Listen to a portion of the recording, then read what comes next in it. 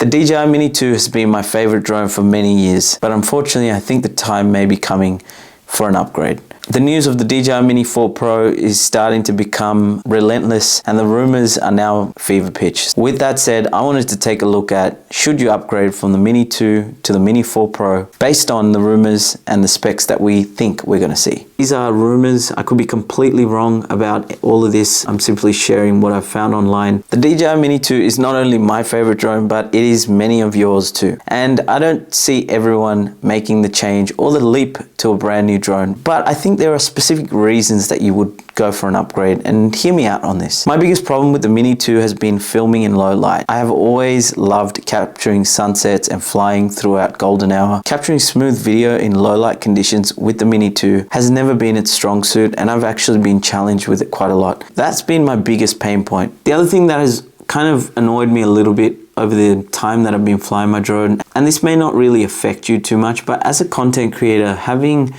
different cameras set up, capturing yourself, filming, and maybe doing a tutorial, for example. There is nothing more frustrating than having your phone attached to the RC controller, which was the original remote controller that the Mini 2 came with, and then getting a phone call or something and everything having to be restarted at that point. It drives me absolutely insane. That was also another pain point. I know, going to the Mini 4 Pros is not really going to fix that. You could, fix that by just going to the Mini 3 Pro. The third and final problem that I kind of started to realize as I flew my Mini 2 more and more was the image quality of still photos was not that great. Especially if you wanted to zoom in, blow it up and print it off somewhere. The 12 megapixel camera that you get on the Mini 2 is sufficient, but I wouldn't call it commercial grade, and I definitely wouldn't be printing stuff off with it unless it's postcards and smaller images. So that was another thing, because I do want to eventually make some prints that I can either sell online or print off and share with my family, friends, and hang them up at my house. They're my pain points. Let me know what yours have been. If you don't have any, that may answer your question about actually upgrading to the Mini 4 or not. So let's take a look at some of the specs that we think we're going to get with the Mini 4 Pro. Number one, you're going to get the 20 kilometers of video transmission, which is an upgrade from the 10 kilometers that the Mini 2 has. This may not really affect any of us, to be honest with you, because we're not supposed to be flying our drones beyond visual line of sight. The second thing was a 48 megapixel camera. Now this is a huge upgrade from the 12 megapixels that we see on the Mini 2. If you're someone that is interested in taking aerial still photos, then the Mini 4 Pro makes absolute sense. In terms of video recording, I found this quite strange, but you can record at 4K 100 frames per second.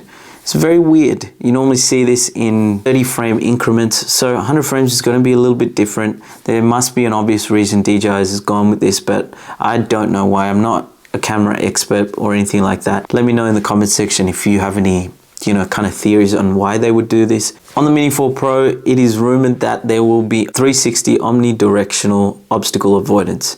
A little bit of a tongue twister. I had to practice that a few times. I hope you guys like that. I think that what's driven this is obviously safety and getting more and more the retail market buying drones. New retail consumers aren't going to be as skilled with flying a drone, and it was always going to be easier to get a new drone approved onto the market if there was more safety features, and I think that's what's driven this. But it is nice for content creators like myself who want to take a few more risks and shoot through a few more gaps, which is definitely going to help the composition of videos and up our games in terms of creating. The thing that probably excites me the most and fixes my low light problem is going to be the fixed aperture at 1.7. This is an upgrade from the 2.8 fixed aperture that you got on the Mini 2, and I think that is going to be one of the biggest reasons that I go ahead and purchase this drone. So you can see there are specific reasons why I would go and upgrade. I think that DJI is obviously releasing this new Mini drone in time for the Christmas season. The Mini series being so accessible to everyday people, with the fact that it has a huge selling point that you don't need a license or an accreditation to actually fly this drone,